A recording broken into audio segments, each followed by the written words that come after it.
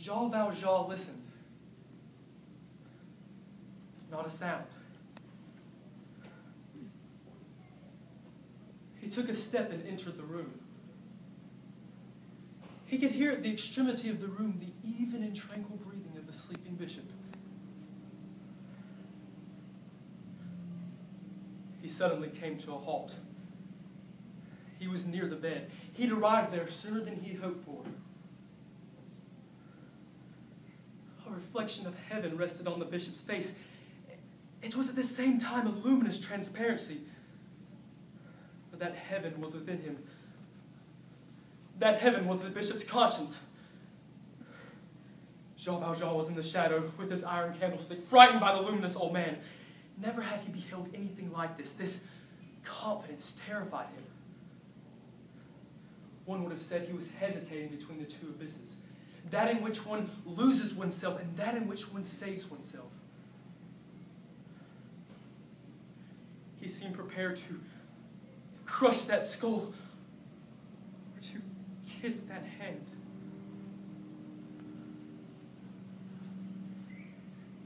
A guilty conscience.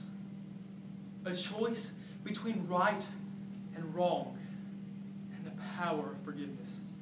These forces all meet in Victor Hugo's Les Miserables. After escaping from prison, Jean Valjean finds unexpected refuge and kindness in the home of a priest. Yet in a desperate moment, he robs the priest and escapes into the night. He expects to be captured and returned to prison, but instead he finds something he did not expect. Jonathan Wheeler, presenting a cutting from Les Miserables by Victor Hugo. Suddenly, Jean Valjean stepped rapidly past the bed, without glancing at the bishop, straight to the cupboard. He raised his iron candlestick as though to force the lock. The key was there. He opened it, seized the silver, and traversed the chamber with long strides. Without taking any precautions and without troubling himself about the noise, opened the window, threw away the basket, crossed the garden, leaped over the wall like a tiger, and fled. The next morning at sunrise, Madame Magloire rushed up to the bishop in utter consternation. "Monseigneur, Monseigneur! Does your grace know where the basket of silver is?" "Yes, of course." "Oh, Jesus the Lord be blessed! I did not know what had become of it. Here it is.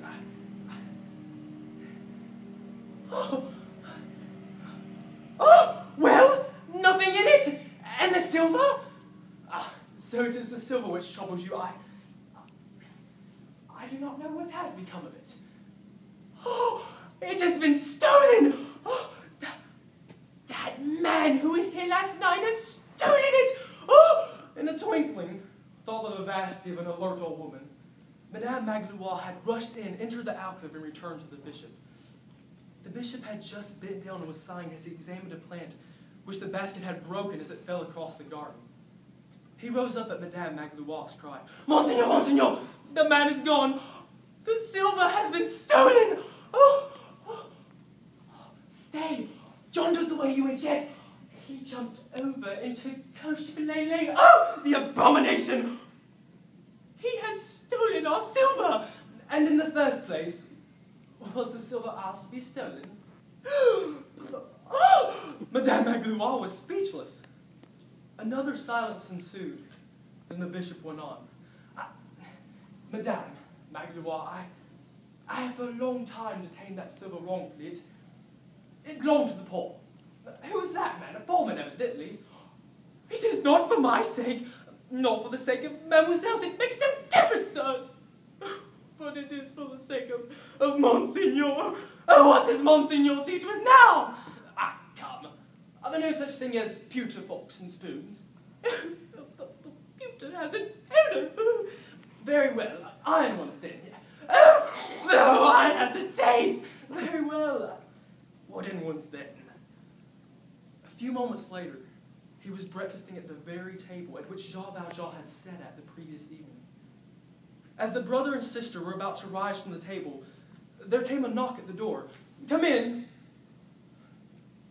A singular and violent group made its appearance on the threshold. 3 men were holding a 4th man by the collar. The 3 men were gendarmes. The other, Jean Valjean. A brigadier gendarme entered and advanced to the bishop. making a military salute. Monseigneur! At this word, Jean Valjean, who was dejected and seemed overwhelmed,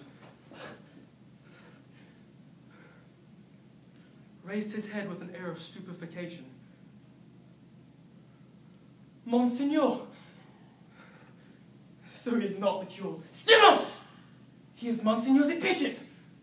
In the meantime, Monseigneur Benvenu had advanced as quickly as his great age had permitted. Ah, here you are, Jean Valjean, I'm glad to see you. Well, but how is this? I gave you the iron candlesticks, which are as silver as the rest, for which you can certainly get 200 francs. Why did you not carry them away with your forks and spoons? Jean Valjean opened his eyes wide and stared at the vulnerable bishop. So, what this man said was true then? We came across him. He was walking like man that was running away.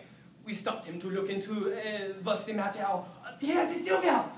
And he told you it had been given to him by a kind old fellow of a priest with whom he had passed the night. I see how the matter stands, and you brought him back here. It is a mistake.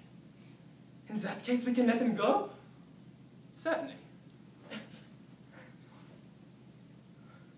It is true. The time to be released, he said in an almost inarticulate voice, as though he were talking in his sleep. Oui, thou art released. Does not understand? My friend, before you go, here are your candlesticks. Take them. The two women looked on without uttering a word, without a look, without a gesture which could disconcern the bishop. Jean Valjean was trembling in every limb. He took the candlesticks mechanically and with a bewildered air. Now, go in peace. By the way, when you return, it is not necessary to pass the garden. You may always enter and depart the street door. It is never fastened with anything but a latch, either by day or by night. You may retire, gentlemen. Jean Valjean was like a man on the point of fainting. The bishop drew near to him and said in a low voice,